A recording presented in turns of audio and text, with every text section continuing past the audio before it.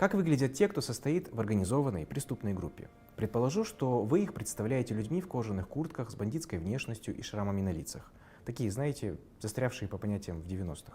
В этом выпуске разобьем стереотипы, а рассказывать мы будем о достаточно крупной ОПГ, и состояла она, внимание, из бухгалтеров отдела образования. Да, представьте себе, приличные с виду мужчины и женщины в костюмах, опрятные, от них всегда вкусно пахнет духами, но есть одно но, уж очень они любят деньги.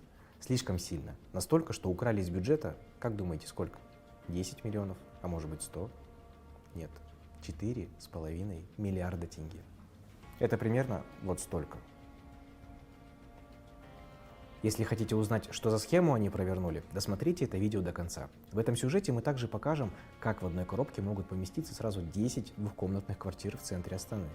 И предоставим уникальную возможность послушать звучание ворованных денег.